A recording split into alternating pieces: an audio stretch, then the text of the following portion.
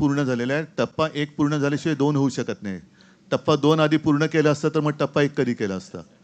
तरीसुद्धा अगदी काही टप्प्याटप्प्याची मॅच होणार नाहीये. हा टप्पा 1 आणि टप्पा 2.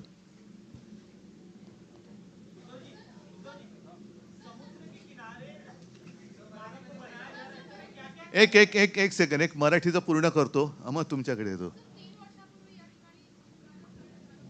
भूमिपूजन.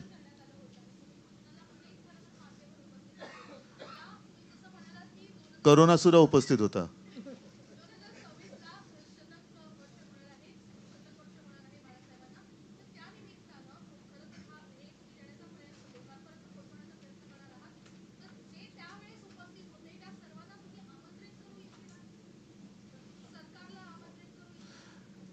ज्यांनी बाळासाहेबांचे विचार सोडलेले नाहीत ते सगळे आज सुद्धा येऊ शकतात.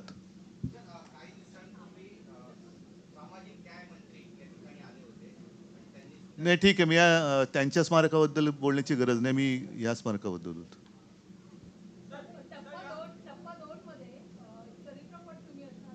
पूर्ण जीवनपट. हां, आता सगळी उत्सुकता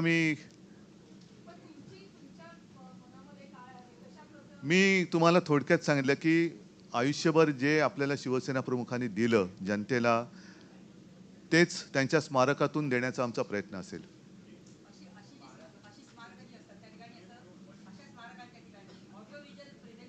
सगळं सगळं सगळं म्हणून मी काय म्हटलं की त्याचं पूर्ण आरेखन तयार झालेलं आहे. पण ते जर का मी आत्ता तुमच्यासमोर सादर केलं तर त्यातली उत्सुकता जाईल. त्याच्यामुळे काही काळ आपल्याला थांबावं लागेल.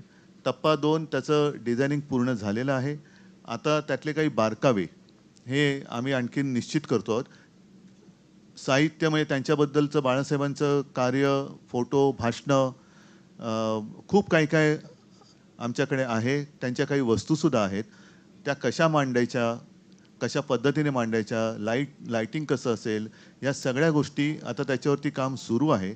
आणि याच दरम्यान मी परत एकदा आपल्याकडे किंवा आपल्या माध्यमातून जनतेकडे काही त्यांच्याबद्दलच्या आठवणी असतील किंवा भाषणं असतील, लेख असतील, तर ते आणून दिले तर आपण त्याचाही याच्यामध्ये जनतेसाठी उपयोग करून घेऊ. मला असं वाटतं पुतळा असेल किंवा नसेल, केवळ पुतळा उभारणं म्हणजे स्मारक नाही. तसा पुतळा तर आपण रिगलच्या इकडे उभारलेला आहेच. पण परत एकदा सांगतो, बाळासाहेबांनी त्यांनी आपल्याला काय दिलं तेच हे स्मारक देऊ शकेल अशा पद्धतीने आम्ही ते करण्याचा प्रयत्न करतो.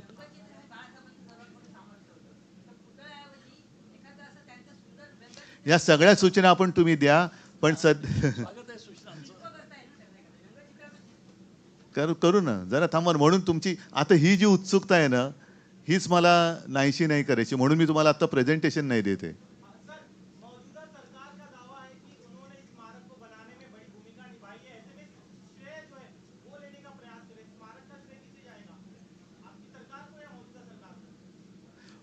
स्मारक का उद्घाटन होते समय जो सरकार रहेगी उसको.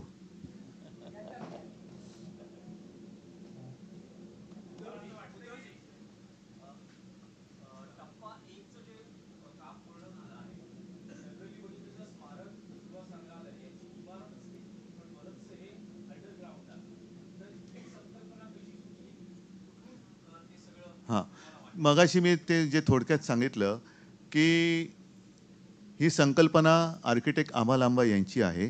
याचं कारण असं की हेरिटेज वास्तू असते, त्याला लाईन ऑफ साईटमध्ये काही अडथळे येता कामा नयेत. समोर उभा राहिल्यानंतर ते दिसलं पाहिजे. आणि जर वास्तू एकतर तिला त्या वास्तूला धक्का लावायचा नव्हताच, हे पहिलं आम्ही ठरवलंच होतं आणि लावूही शकत नाही, तसा कायदा पण आहे महापौर बंगल्याला. आणि मग इकडे काहीतरी बांधकाम करणं त्या वास्तूच्या आणि समोर रस्त्याच्या मध्ये जे लाईन ऑफ साईट म्हणतो ते शक्य नाही कायद्याने. मग बाजूला नुसत्या इमारती बांधणं आणि काय करणं त्याच्यापेक्षा मग ही जी जागा आहे, परत मला झाडं तोडायची नव्हती. कारण झाडं तोडून ज्या शिवसेना प्रमुखांनी झाडांवरती प्रेम केलं, निसर्गावरती प्रेम केलं, त्यांचं स्मारक मी झाडं तोडून करू शकत नाही. म्हणून झाडंही तोडायची नव्हती. तर अशा वेळेला एकच पर्याय उपलब्ध होता, तो म्हणजे भूमिगत. त्याच्यामुळे हे असं भूमिगत कार्य हे याच्यापुढे सुद्धा चालू राहील.